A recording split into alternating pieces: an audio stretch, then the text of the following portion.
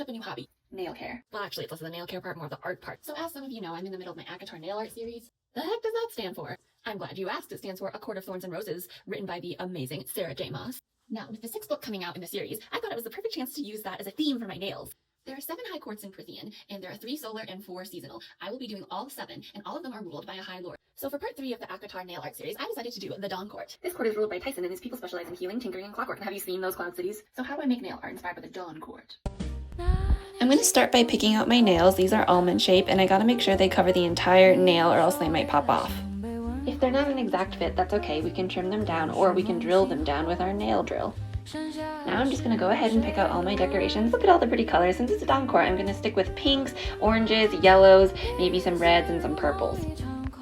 For all y'all fans out there, I know the official colors are red and gold. Do not come at me. I just really picture these colors when I see Dawn. Now we're going to pick out some stickers. These ones are super pretty and fun because they're so detailed. Look at the koi fish, and it's got some calligraphy. I really don't know what language it is. Sorry. Now we're going to pick out some nail foil. As you can see, it also has that Asian-inspired touch, just like how the fan art in ACOTAR for the Dawn Court and Thesan, the High Lord, is kind of that Asian style. I just don't know exactly which ethnicity. Now we're picking out some silver and gold balls and our nail dust. I don't actually think that's what it's called, but oh well. And we have a guest. Hey, Gigi.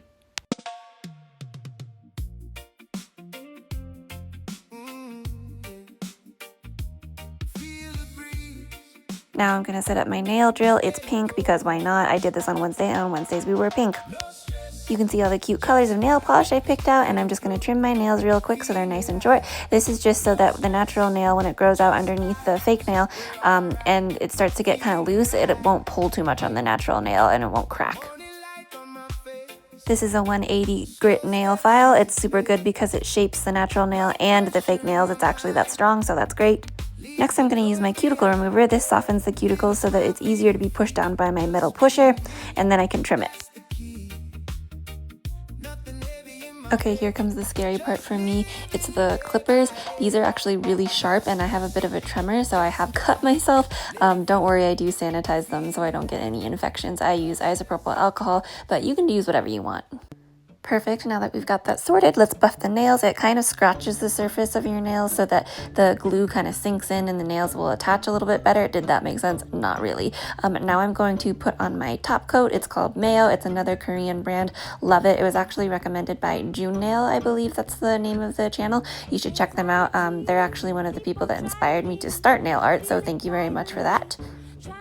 Alright, so I've attached the fake nails off the camera just because it kind of stresses me out, and I'm still kind of new to it, so I'm kind of figuring it out because some people's nails are shaped kind of weird. Mine dip funny, particularly my pointer finger. That's the really tricky one.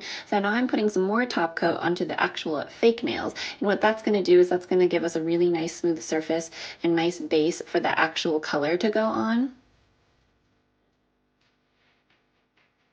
Oh, and check out my cute little nail lamp here. This one is motion sense, which means I can be doing stuff with both my hands and then it'll just turn on when I want it to. It's super helpful. Do not try to do your nails without this. Now I'm just applying the color. I've got some purple and some pink, and then I have this sort of whitish pink, which I really like.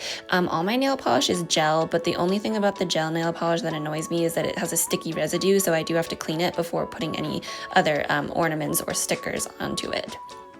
I'm gonna do 2 coats, so that color really shows, and this is magnetic polish as well, so it's super cool when you put it in the light after you've done the magnetize on it. You do have to magnetize it and then cure it right away so that it holds the shimmers where you want them to be.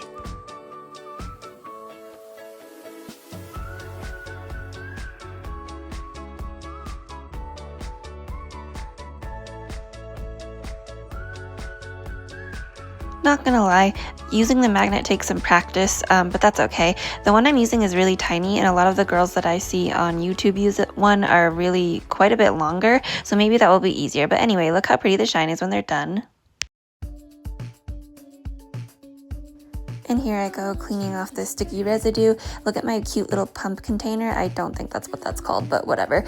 So I'm cleaning off the sticky residue or else hair will get trapped everywhere, and I do have a cat, as you saw, so that would be horrible. Fun fact, if you do 3 parts isopropyl alcohol and then 1 part acetone, it will act as a gel cleanser. Now I've set up my little nail lamp. This one has a button that you press. It has a magnet, which is super nice. And now what you see here is the Jinbei nail gel, and it's a cooling gel, which means that when you put it under the UV lamp, it doesn't burn your hands. So that's super nice. And now I've got my little sponge tool, and it's got a little claw gripper thingy, which is cool. So I'm gonna pat some of that on with the white pinkish gel nail polish to make sort of a cloud effect. Now I'm using a brush. I decided that the sponge was not really showing up as well with the ombre effect that I wanted, so I was just going to use the brush to kind of drag it out to create the ombre. I think it would show up a little bit better using the sponge if I had more of a dark, solid background as my nail polish, not the magnetized gel. But you know what? I can't help it. The gel is so pretty. Now I'm taking my transfer gel, and this is going to be for the foil that we saw earlier. I have a little piece cut out there, and you put the transfer gel onto your nail, and then you cure it for 30 to 60 seconds, depending on the brand that you have, and then you stick the foil on and wait a little bit and press it down with a silicone tool so that it is nice and flat, and then you peel it off, and you are left with a beautiful design that looks like you painted it on there, but you really didn't. So ha ha ha ha, nobody will know. Shh.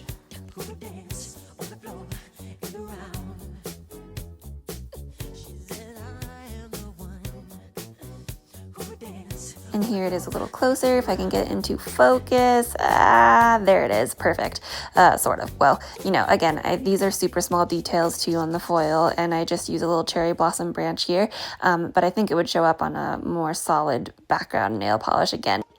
So now we're adding all the really cute decorations. So you are going to see that I actually have two different types of the Jinbei cooler nail gel, and the blue container that you see there is more of like a hard gel, so it holds its shape a lot better.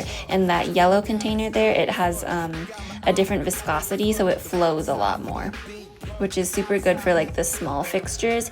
But yeah, if you're using anything really heavy, you're gonna want to use like a more like solid 3D builder gel. So the lower the viscosity, the more easily the gel will flow, and the higher the viscosity, the more the gel will hold its shape.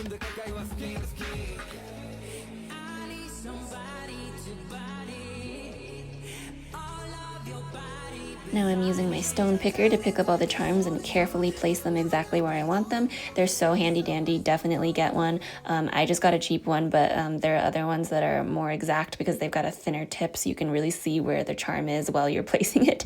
But you know, I don't mind.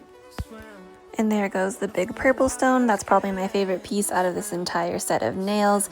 And I'm using, again, the 3D sculptor gel to stick that on there.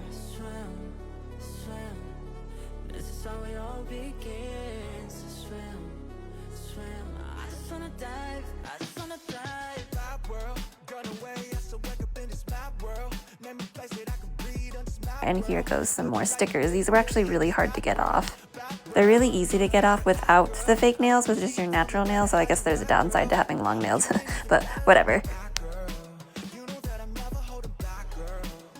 And now we're going to use our nail dust. I'm using a purple, and then sort of a bronzish brown, and then sort of a goldish orange color.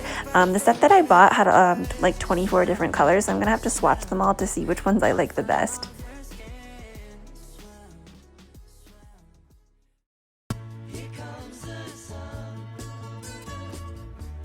I'm super pleased with how this turned out because I was kind of worried that the colors wouldn't show up as much, like the differentiation in the shades, especially the purple against the purple, but it worked out really, really well, and I'm super happy with it. This top coat is also by Jinbei. I'm using it to fill in around all of the little fixtures so that it's one smooth surface. If you just leave the stones and the gems and flowers as they are, they will get caught in your hair, and that is so annoying. It's also important to coat all the gems and the metal so that they keep their color.